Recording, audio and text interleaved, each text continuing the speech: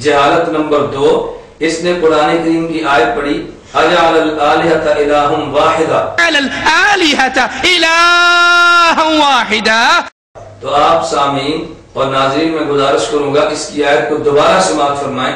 الآلہۃ الہ واحدہ، اجعل الآلہۃ الہ واحدہ، یہ الہن پہ جو تم نے مد ممدودہ پڑھی ہے، یہ الف مقصورہ کو ممدودہ اور 4 الفی مد اتنی لمبی کھینچ دینا، یہ کون سی قرآن کریم کی بلاغت ہے؟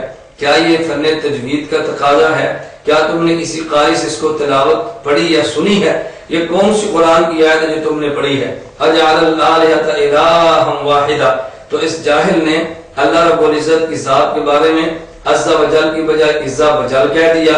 اجعل الآلہۃ الہ واحدہ کو الہ واحدہ لمبا کر کے پڑھا۔ نمبر 3، اس جاہل کو یہ بھی نہیں پتا کہ زکوٰۃ کسے کہتے ہیں، اس لیے کہتا ہے کفار مکہ عبادت بھی کرتے، کفار مکہ حج بھی کرتے، کفار مکہ روزہ بھی رکھتے، کفار مکہ صدقہ بھی دیتے، اور جاہل کہتا ہے کفار مکہ زکوٰۃ بھی دیتے۔ اے کفار، تم اللہ کے لیے روزے رکھ رہے ہو، حج کر رہے ہو، زکوٰۃ دے رہے ہو، صدقہ دے رہے ہو، بتاؤ کون سی قرآن کی آیت میں ہے کفار مکہ زکوٰۃ دیتے؟ کون سی حدیث مبارک میں ہے کفار مکہ زکوٰۃ دیتے؟ ظالم جس کو اسلام زکوٰۃ کہتا ہے، یہ تو مسلمان ہی ادا کر لیں تو بڑی بات ہے، کفار کو تو زکوٰۃ کے معنی کا علم بھی نہیں چل جائے کہ یہ کہنا قریش مکہ زکوٰۃ دیتے۔ میں نے اس کے مختصر سے اس دوران بیان میں 3 جہالتیں بیان کی ہیں، اور نمبر 2 اس کا دجل اور فرار دیکھیں۔ گفتگو اس انداز میں کرتا ہے کہ بہت سارے لوگ وہ ہیں جو قربانی کی کھالیں جمع کرنے پہ بندے جمع کرتے ہیں، سینٹ کی سیٹ کے لیے بندہ جمع کرتے ہیں، کشمیر بنے گا پاکستان کے نعرے پہ لوگ جمع کرتے ہیں، اور مشرکین اور کفار کو ساتھ بلاتے ہیں، کبھی جلیل نقوی شیعہ کو بلاتے ہیں، کبھی مفتی منیب الرحمان بریلوی کو بلاتے ہیں، کبھی نورانی کے بیٹے کو بلاتے ہیں۔ 2 گھنٹے کی تقریریں سن لیجئے، 3 دن کے اجتماع اٹینڈ کر کے دیکھ لیجئے، آپ کو لا الہ الا اللہ کی دعوت دینے والا خال نظر آئے گا۔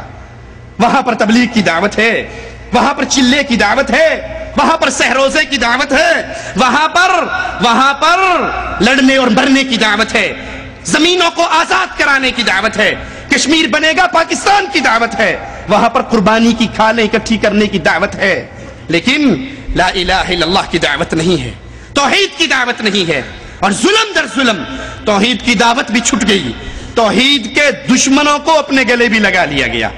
جلسہ ہوتا ہے، اجتماع ہوتا ہے، اشتہار چھپتے ہیں، ہمارے اس اجتماع میں سب مذہبی اور سیاسی قائدین خطاب فرمائیں گے۔ خطاب فرمانے آتے ہیں مفتی منیب الرحمان، خطاب فرمانے آتے ہیں عبد الجلیل نقوی شیعوں کا امام، خطاب فرمانے آتا ہے اسد نورانی شاہ احمد نورانی کا بیٹا۔ سوال یہ پیدا ہوتا ہے، اگر تم نے اعتراض رائے ونڈ کی تبلیغی جماعت پہ کرنا تھا، اگر اعتراض نظام الدین کے تبلیغی جماعت پہ کرنا تھا، اگر اعتراض مولانا طارق جمیل دامت برکاتہم کی محنت پہ کرنا تھا، تو رائے ونڈ والے کشمیر بنے گا پاکستان کے نام پہ قوم کو جمع نہیں کرتے۔ رائے ونڈ والوں نے آج تک جلیل نقوی کو دعوت نہیں دی، رائے ونڈ والوں نے آج تک مفتی منیب اور ماں کے ساتھ مل کر جلسہ نہیں کیا۔ یہ جلسہ کرنے والے کا نام ساجد میر ہے، جماعت کا نام مرکزی جمعیت اہل حدیث ہے، اور یہ کرنے والے کا نام حافظ پروفیسر سعید ہے، جماعت کا نام الدعوہ واللشکر طیبہ ہے۔ میں کہتا ہوں تمہیں غیرت کی گولی کھانی چاہیے، جس طرح تم نے حضرت مولانا طارق جمیل دامت برکاتہم کی ذات گرامی پر کیسٹ ریکارڈ کرائی ہے، ذرا غیرت کی گولی کھاؤ۔ حافظ سعید کو غلط سمجھتے ہو تو کیسٹ ریکارڈ کرا دو، جماعت الدعوہ کو غلط سمجھتے ہو کیسٹ ریکارڈ کرا دو۔ اگر تم اس ساجد میر کو غلط سمجھتے ہو کیسٹ ریکارڈ کرا دو، تو جو قصور ان کے تھے وہ کھاتے کن کے ڈالے، اور آرام کے ساتھ کہہ دیا یہ تو وہ لوگ تھے جن کے پلے میں کچھ توحید تھی اور توحید کے داعی تھے، یعنی تمہارے ہاں یہ بھی مکمل توحیدی نہیں ہے۔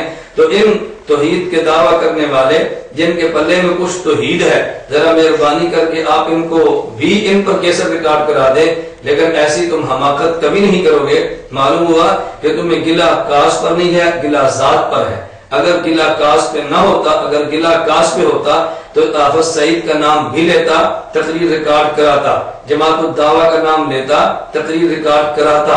حافظ ساجد میر کا نام لیتا اور بیان ریکارڈ کرا دیتا، مرکزی جمعیت اہل حدیث کا نام لیتا اور بیان بھی ریکارڈ کرا لیتا، مولانا طارق جمیل دامت برکاتہم کا نام لیا ہے، تبلیغی جماعت کا نام لیا ہے، لیکن ان جماعتوں کا نام حذف کر جانا اس بات کی دلیل ہے کہ بالکل عنوان ٹھیک قائم کیا، تبلیغی دین اور گمراہ مبلغین۔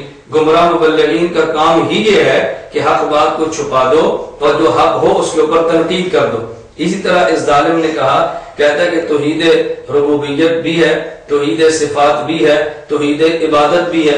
مولانا طارق جمیل اور تبلیغی جماعت والے توحید ربوبیت کو بیان کرتے ہیں، توحید عبادت اور صفات کو بیان نہیں کرتے۔ مولانا طارق جمیل صاحب کی کیسٹیں آپ نے سنی ہوں گی، ان کی دعوت سن کے کئی بھولے کہتے ہیں جی آپ نہیں سمجھتے مولانا، توحید کی بڑی بات ہے ان کی کیسٹوں میں۔ ارے کون سی توحید جو ابو جہل کو منظور تھی؟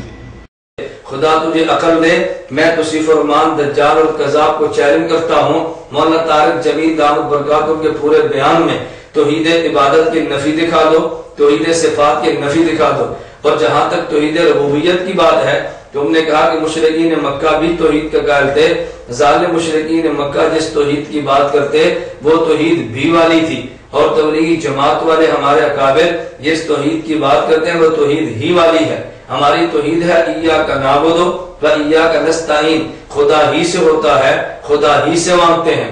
رائے والے تو پوری دنیا کو جملہ دیتے ہیں اللہ ہی سے سب کچھ ہونے کا یقین اور غیروں سے کچھ نہ ہونے کا یقین ہمارے دلوں میں آ جائے، کیا یہ توحید کفار مکہ دیتے؟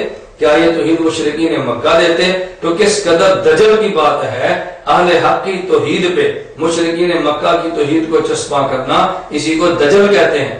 اس لیے میں نے کہا کہ یہ جاہل بھی ہے اور دجال بھی ہے، اور اس سے بڑھ کے سامعین اور ناظرین آپ ملاحظہ فرمائیں اس شخص کی بے ادبی اور توصیف الرحمان کی زبانی آپ سنیں۔ توصیف الرحمان حضرت محمد صلی اللہ علیہ وسلم نبی مکرم سیدنا و مولانا، جب ان کا تذکرہ کرے تو حضرت کہنے کی بھی توفیق نہیں، صلی اللہ علیہ وسلم کہنے کی بھی توفیق نہیں، کہتا ہے محمد نے کہا، محمد نے کہا، محمد نے کہا۔ بھول گئے کہ محمد نے ہمیں کیا درس دیا تھا۔ یوں تو آدمی اپنے استاذ کو بھی خطاب نہیں کرتا، یوں تو آدمی خطاب اپنے بڑے بھائی کو بھی نہیں کرتا، یوں خطاب تو کسی عالم کو بھی نہیں کرتا، جس طرح تو نے سرور دو عالم صلی اللہ علیہ وسلم کو خطاب کیا ہے۔ معلوم ہوا کہ محض طارق جمیل دامت برکاتہم سے چڑھ نہیں ہے، محض تبلیغی جماعت یا کافر کا بغض نہیں ہے، محض امام ابو حنیفہ سے دکھ نہیں ہے، بلکہ تمہارے دل کا بغض تو سیدنا حضرت محمد صلی اللہ علیہ وسلم کی ذات گرامی تک پہنچتا ہے۔ کہ اس مختصر سے دورانیے میں نے توصیف الرحمان دجال اور کذاب کا دجل، اس کی جہالت اور اس کی بے ادبی بیان کی ہے۔ اللہ مجھے اور آپ کو اس کے دجل سے بھی محفوظ رکھے، اللہ ہمیں بے ادب ہونے سے بھی محفوظ رکھے، اللہ رب العالمین ہمیں جہالت کی بجائے اہل حق والا علم عطا فرمائے۔ گرامی قدر سامعین اور ناظرین، آپ ذرا سماعت فرمائیں اور دیکھیں اس کا دجل اور اس کا افتراء حضرت مولانا طارق جمیل صاحب دامت برکاتہم پر۔ سرکار فرماتے نے پاویں کو شیعہ ہے، پاویں کو سنی ہے، پاویں کو وہابی ہے، جیڑا کوئی تمال نہیں پا رہا وہ علی پاک دا منکر ہے، جیڑا علی پاک دا منکر ہے سرکار کہندے نے، میں سرکار نوری پوری والے دی قسم کھا کے کہنا ہے کہ او دی حشر میں بخشش نہیں ہونی، میں دعویٰ کر کے کہنا ہے سرکار کہندے او دی کبھی بخشش نہیں ہونی جیڑا تمال نہیں پائے گا۔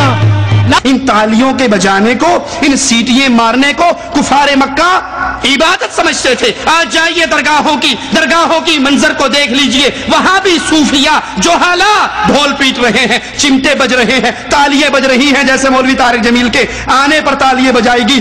جب کوئی شخص توصیف الرحمان دجال کی بنائی ویڈیو سی ڈی دیکھتا ہے تو وہ سمجھتا ہے کہ جس دربار پہ مولانا طارق جمیل صاحب دامت برکاتہم دین کی دعوت دینے کے لیے تشریف لے گئے ہیں، وہاں پہ سرنگیاں، وہاں پہ تبلے بجائے جا رہے تھے اور تبلے بجائے جا رہے تھے، حالانکہ ایسی بات قطع نہیں ہے۔